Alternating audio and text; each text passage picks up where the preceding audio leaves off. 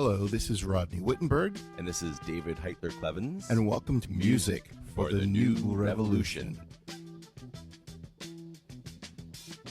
One is hatred, rage, and darkness, and the other wolf is love and light.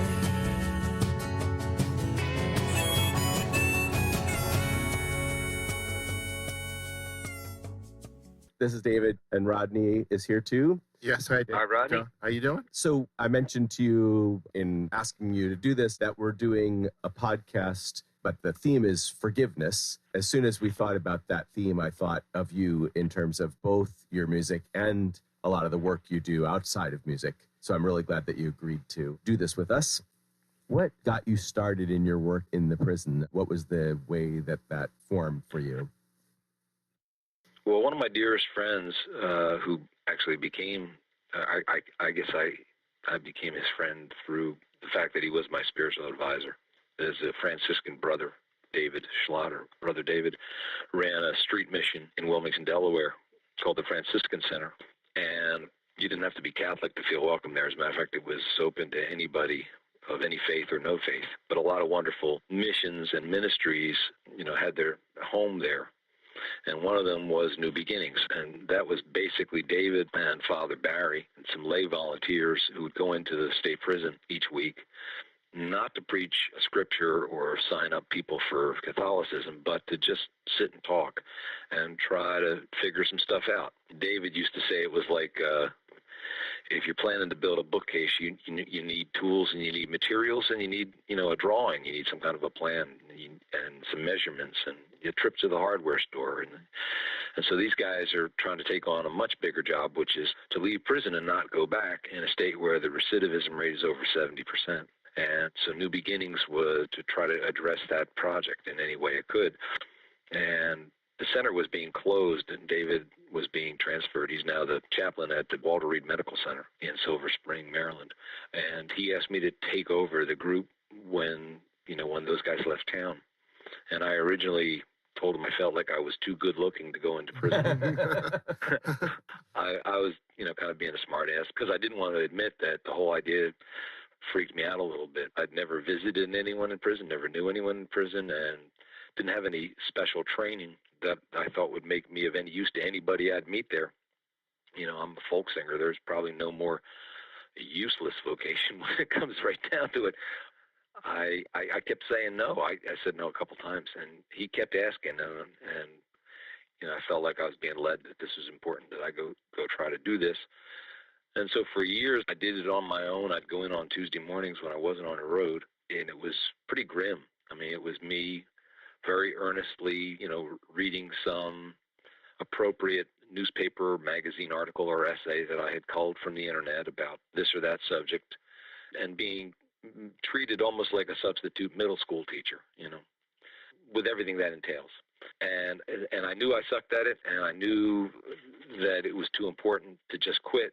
So my intention was to find some other volunteer to take over as the program so that I wouldn't be the one that killed it, because I did believe that it was important. Like I said, David is my spiritual advisor, and I talked to him, and he said, in the gospel, we're called to feed the hungry and heal the sick and visit the prisoner. That's not just a metaphor. That's literal, stuff. And you're being given the chance to do this. And I remember taking issue with him, and I said, man, I can't heal nobody. I can't. If somebody's sick and I can pray over them or whatever, they're still going to be sick. And he said, it doesn't say to cure the sick, it says to heal the sick. And you can heal somebody with a cold cup of water. You can heal somebody with a kind word. You can heal somebody by sharing a song. I mean, there's lots of ways to heal people. That's what you're called to go in there and do. And at that point, I started to look at the program differently. I tried to get the guys to invest in it. I said, this is your group. What do you guys want to talk about? Because I noticed every once in a while, we'd stray off the topic that I had preordained, and somebody would say something unexpected where they stumbled onto the truth. And I saw how people leaned into the truth and grabbed on. And then these amazing discussions would, that you hadn't planned, would evolve. And so that's what New Beginnings became. It became a chance for people to just say what's on their heart and not get judged, but get honest feedback. And then little by little, I started attracting volunteers to the work. And there was a fella named Tom Gallagher who taught sociology at Ursinus College. And he went in with me one night, and after we left the prison, he said, "I've never seen that before." And I said, "What?" He said, "Men listening to each other." He said, "It doesn't happen in our world." He said, "Usually when men are being quiet, it's just because they're trying to think of what they're going to say when it's their turn." And he said, "That's not what happens in your group." And Tom pointed out to me how mutually dignifying it is to just deeply listen to someone, especially in a place where you're systematically stripped of your dignity. This place, in this little circle with no correctional officers, no prison staff, just us guys sitting around talking, you come to understand that the fact that you're listening to someone is lifting them somewhat off their knees. And it's mutually dignifying because you find that you have this power to heal somebody just by giving them your attention that way. So that was about 5 or 6 years ago. A couple of the guys were getting out of prison. They asked if we could do it on the outside. We started meeting at a local coffee house. And then that became New Beginnings Next Step, which now works with returning citizens, guys coming out of prison for their first couple of years, helping them kind of make the transition. There's a couple songs that you were gracious enough to send me that we're going to play one or both of them as part of the podcast. So why don't we, talk about each of those a little bit? And maybe we could start with the song Mercy, which I believe is a pretty recent one for you, right? That's the title of my most recent album, which is more than a year out now. And it was a song that I was asked to write by a woman named Jennifer Thompson. Jennifer was the subject of a Frontline documentary some years back called What Jennifer Saw, which told the story of how she had been assaulted and picked the wrong man out of a police lineup. And her testimony sent a man named Ronald Cotton to prison for life. And Ronald served 11 years of that sentence before DNA was used to prove his innocence. And he was released from prison, and he kind of went looking for Jennifer to tell her that he had forgiven her. And his forgiveness had a profound effect on her life in a lot of wonderful ways, and they became best friends, and they wrote a book together called Picking Cotton, which told the story from both of their vantage points. It's just an amazing book, and it was a New York Times bestseller. And at the point Jennifer reached out to me, I had known her through my work in the abolition movement regarding the death penalty. She reached out to me and asked if I would tell the story in song for a film they were planning. So that's kind of where it came from. I tried not to tell the story in a linear way, but more on a subterranean or an emotional level. So you were contacted by her. Did you ever meet either of the two people that you're talking about in the song? Oh yeah, Jennifer and I are dear friends. Like I said, I worked with her some in the abolition movement, and I've appeared down at Chapel Hill, North Carolina, where she lives. She sponsored me down there for concerts. And I have never met Ronald, but I've known Jennifer for years.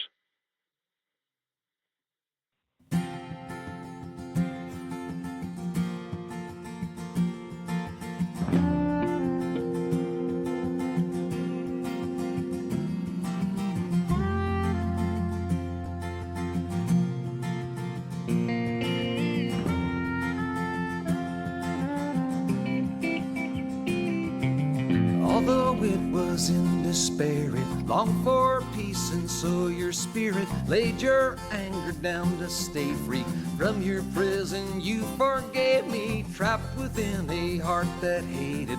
I too was incarcerated by scars someone else inflicted.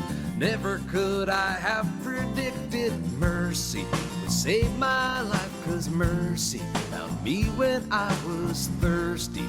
Condemnation, mercy is my salvation. Mercy, pride could not ask for mercy. Redemption cried, you're worthy. Be blessed by this mercy and sweet forgiveness. Oh, sweet forgiveness. So much had been taken from me. Fear and rage I felt helped numb me.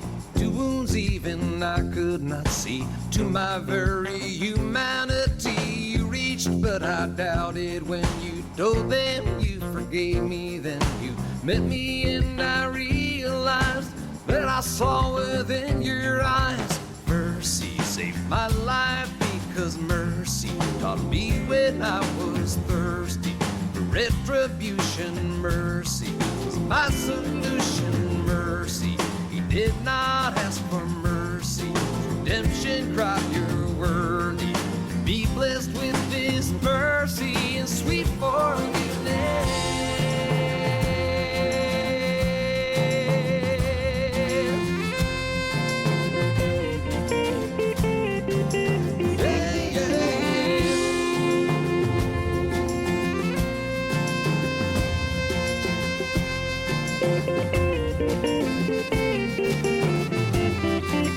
Mercy can fill the soul, and mercy can make you whole. Mercy can ease your pain. Mercy can break the chain. Mercy gives, but it takes mercy for our mistakes. Forgive us our trespasses. Raise us up from these ashes, lashing out with hell's own fury. I had been your judge and jury, enraged every time you pleaded, innocent though you proceeded to prove, though you felt forsaken. In those years that I had taken, from this wrong would come some justice, and now you taught me to trust this mercy. Saved my life because mercy showed me when I was thirsty for bitter vengeance. Mercy commute my sentence. Mercy, I could not ask for mercy. Redemption cried, you're worthy to be blessed by this mercy. Sweet forgiveness.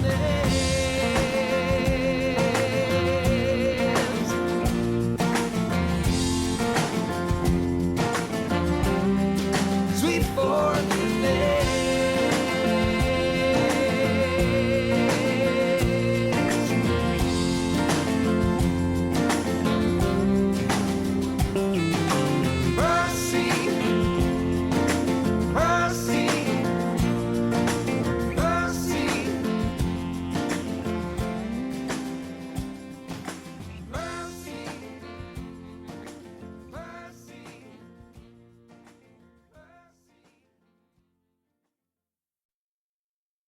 Did you find in writing the song that you had to internalize what forgiveness was for you, or what was your journey in creating the piece? That's a good question.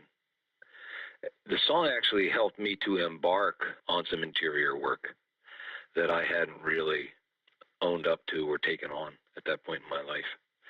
It helped me to kind of intellectualize my faith and my belief and why this was a necessary thing to do. But I hadn't at that point done the kind of internal inventory to see where it needed to go there in my own life.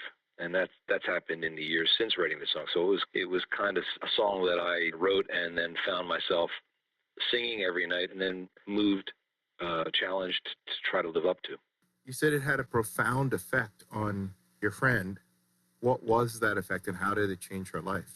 Well, she talks about in the book how the emotional damage of the assault left her in terrible fear and with a lot of rage that was directed towards Ronald. It needed a focus, you know.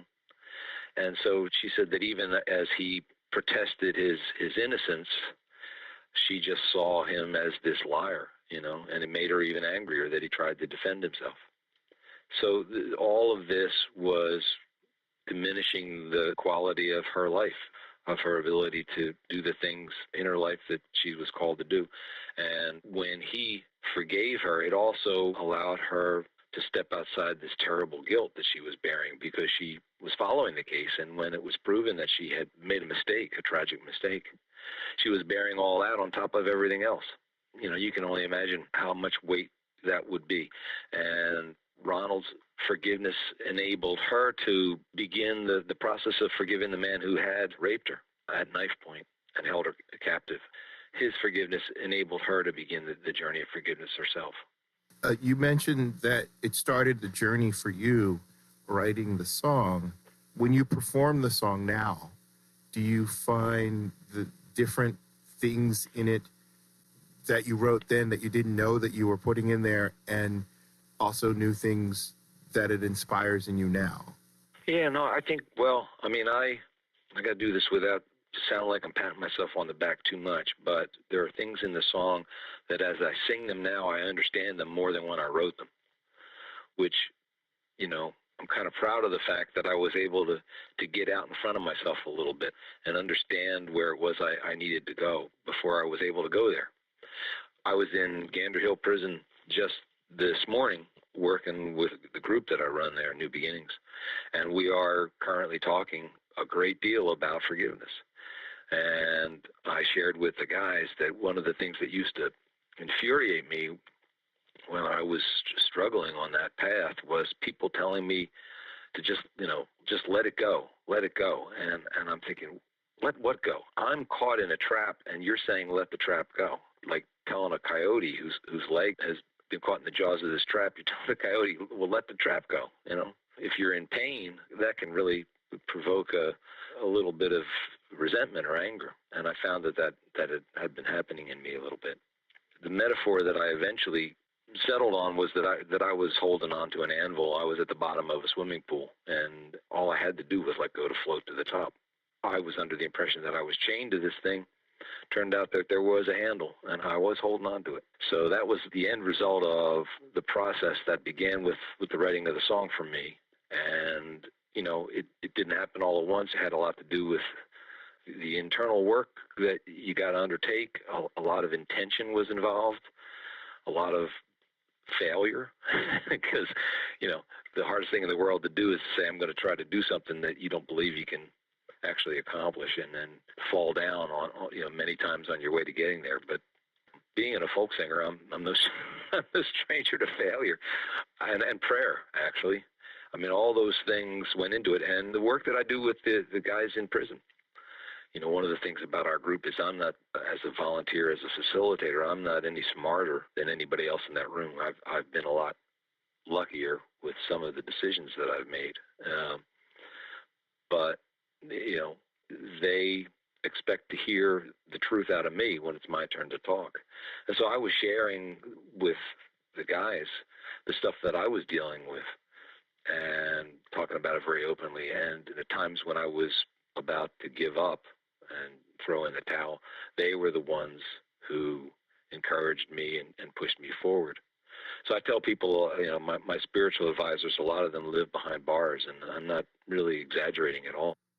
When you do the work with New Beginnings, do you ever use your music within that context, or is it more often kind of an inspiration for you to write songs outside of it?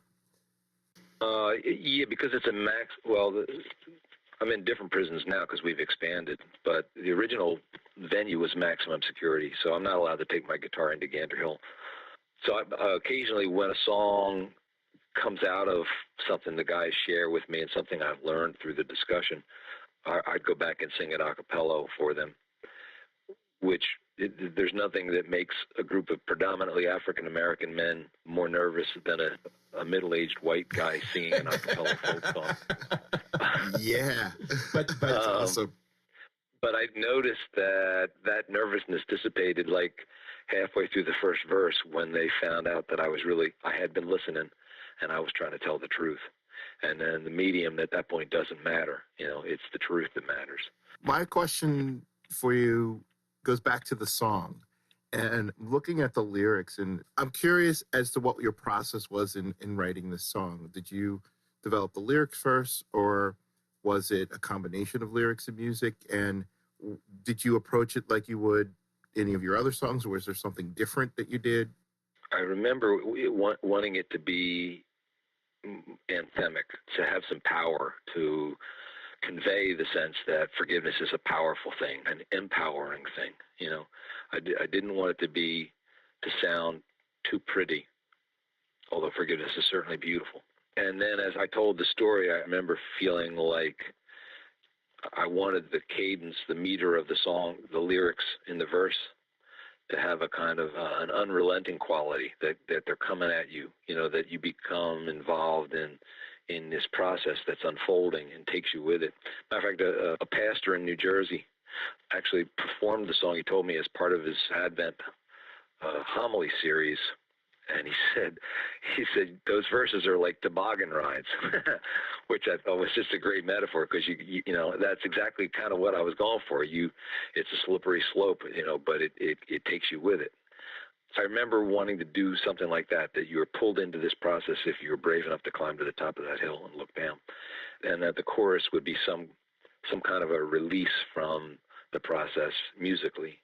I think the song was probably influenced more by Springsteen than most of my writing. I'm not really sure what the connection was there, but I remember wanting to have saxophone on the song simply because Bruce had been sitting on my shoulder a little bit in the writing, although it's much more difficult for a local folk singer to find a saxophone player. Mm-hmm. Yeah. Does faith play a big part in what inspires you? It seems like it's all in this song, and the things you were talking about. It seems like your faith is one of the things that drives you.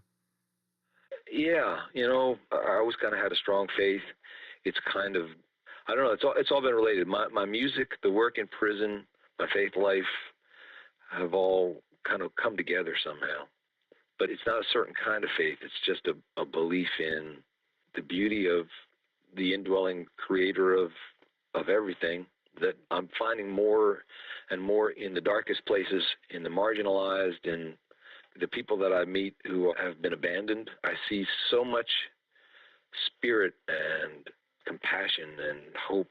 I remember even after the day after the election, I had to go into prison. And I put on Facebook, I'm going somewhere where people don't judge each other for what they believe or the color of their skin or how much money they make. I'm going to prison because there's a brotherhood, at least in the men that come to New Beginnings, that is really incredibly beautiful and sustaining. Last week, one of our guys was being transferred to another prison. He'd been with us a couple of years. And he turned to a new guy who'd only been with us about a month and a half. And this new guy had lots of problems. I mean, when he came in, I thought, there's just so much going on with this fellow. I'm not sure we're going to be able to help him very much. You know, emotional issues, mental health issues, financial issues, family issues. I mean, there's just so much he was carrying. And the guy that was leaving, he took off a digital watch, like a kind of rugged-looking black plastic watch, which most of the inmates don't have watches. You have to buy them at the commissary, and when you're making 32 cents an hour, it takes a long time to make enough to buy an overpriced wristwatch, you know. And he took off the watch and he said, you know, you told me you admired this. I want you to keep it now. I want you to put it on, and every time you look at it, I want you to remember how much I believe in you, because I've seen how much you've grown and how much you've overcome since you started with our group. And this new fella, his eyes just filled with tears, as did mine, you know. And he couldn't find words. His voice, you know, he's throwing the clutch in his throat because he couldn't find the gear. And a couple of the other guys said, man, let the tears come. There's no shame in that. And of course, I didn't need permission because they were already rolling down my face.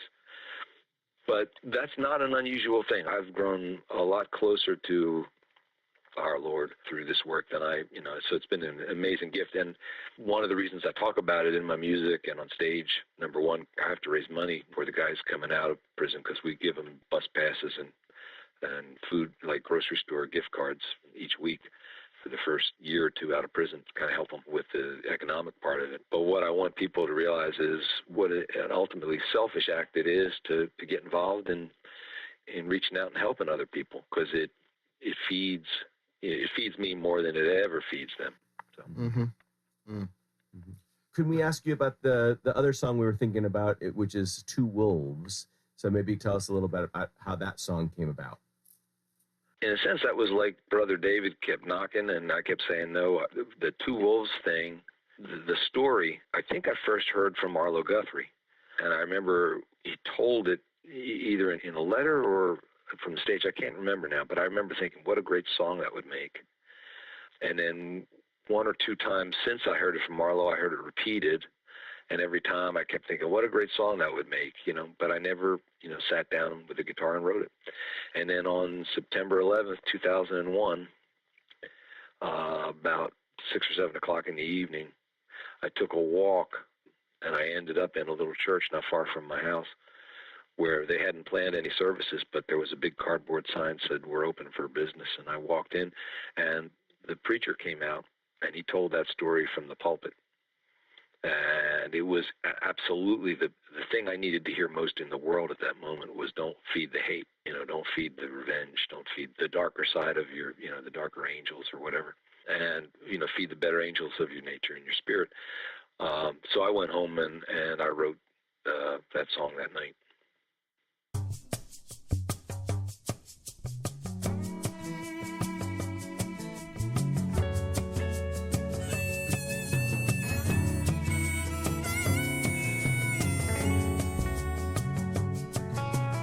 A Native American grandfather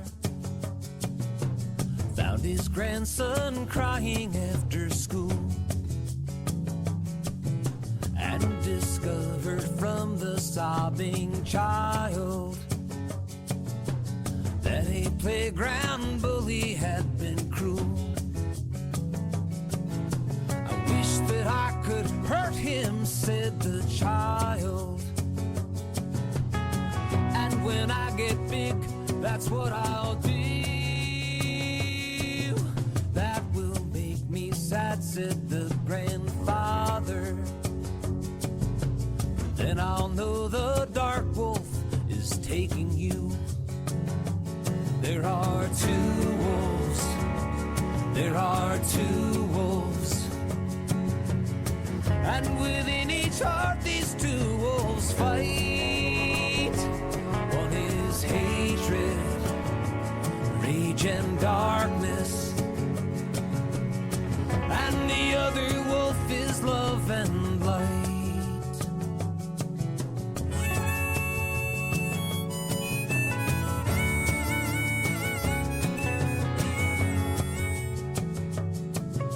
The old man put his arms around the child and said, the thing you want is called revenge. But when you try to hurt the one who's hurt you, that's the moment you become like them. The old man said, I know what you are feeling. Being human, I have felt it too. The child looked into the ancient eyes then, said, grandfather, tell me what to do. There are two wolves. There are two wolves. And within my heart these two wolves fight.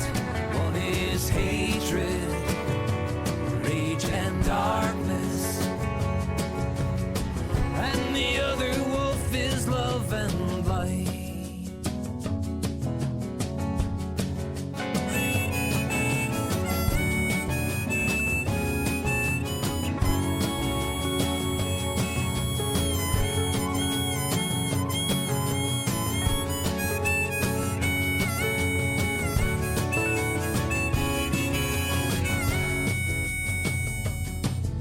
The old man said, child, do not fear this battle. Though each wolf will make the other bleed, it is in your power to choose the victor. The wolf that wins will be the one you feed. There are two wolves. There are two wolves. And within each heart these two wolves fight. One is hatred, rage and darkness, and the other wolf is love and light. One is hatred, rage and darkness, and the other wolf is love and light.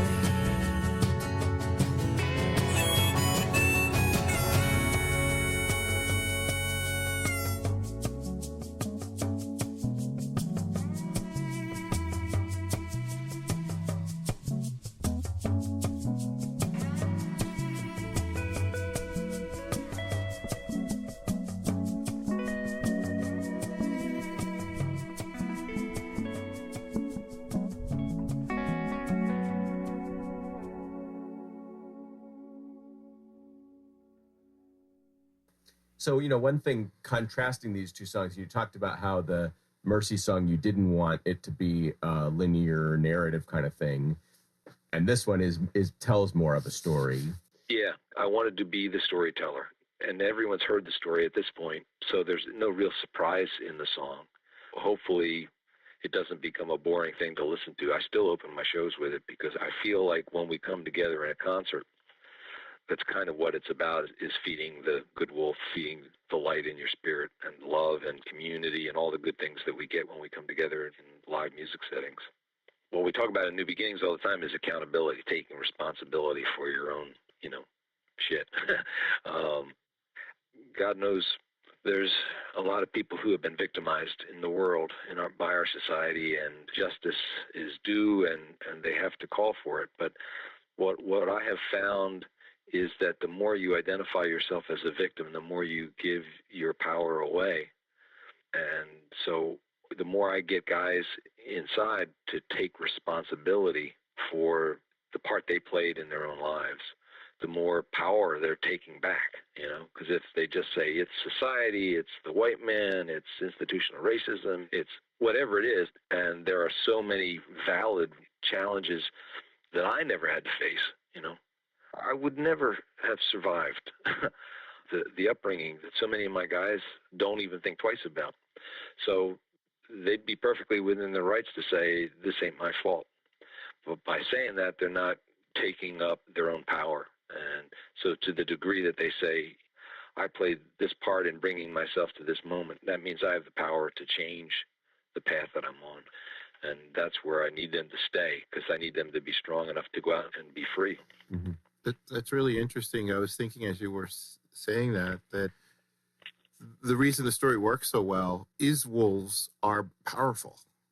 And having the two different ones, one that's dark and one that's light, it encourages, it sounds like in the song you're asking people to hold that power, like to take the power of the light. Yeah, and to acknowledge that the other side lives in each of us. We're all human beings, so we all have the capacity to make the wrong decision. And, in a sense, the song is binary because you get to choose between two sides. But in another sense, it's that we both contain the two sides, so we're all more complicated than we like to believe sometimes. Yeah. Mm-hmm. What are you going to feed is that? Exactly. So, so you take responsibility for your own spirit. And, garbage in, garbage out. What are you feeding yourself today? What are you reading? Who are you hanging with? I had a guy in prison say, look around at the 5 people you spend the most time with, and you'll get a pretty good idea of who you are, as far as your values and, what kind of human being you are. And I thought, wow, that's pretty heavy. Yeah. And I guess, is there anything you'd like to add about forgiveness before we sign off? No, I probably said more than anybody needed to hear me say about it. There was a fellow today in the meeting, and he said, the more you talk about it, the angrier I get, because I'm struggling and I can't get there. He said, the best I can do is just pray that someday I'll get there. And I said, that's all you can ask of yourself. If you have that intention, don't beat yourself up for anything else. I mean, that in and of itself is heroic. So if that's where you are, or even if you're just praying to get to the place where you have that intention, wherever you are, don't judge yourself. You're not supposed to be anybody other than who you are. You're not supposed to turn your back on what happened to you. Sometimes the wound is foundational. It's part of your identity. And you're not asked to be someone else, but like a tree that grows rings around the rings around the rings, as it gets stronger and stronger, you're asked to kind of reimagine a future where you aren't just this wound, but you're stronger almost because of it, because you transcend it. Father Greg Boyle at Homeboy says, we either transcend or we transmit. So a lot of what's going on in the world is people transmitting that pain, and forgiveness is trying to get to the place where you transcend it. That's great. Thank you very much. Thank you, John. All right, guys. Thank you. You've been listening to Music for the New Revolution. Music for the New Revolution is recorded at Melody Vision Studios in Plymouth Meeting, Pennsylvania. For more information about Music for the New Revolution, check out our website at musicforthenewrevolution.com. Like us on Facebook, follow our Twitter feed, and also our Spotify playlist. And you can support us on Patreon, patreon.com/musicforthenewrevolution. Thanks for listening. The revolution will not be televised. The revolution will not be brought to you by Xerox in 4 parts without commercial interruptions. The revolution will not show you pictures of Nixon blowing a bugle and leading a charge by John Mitchell.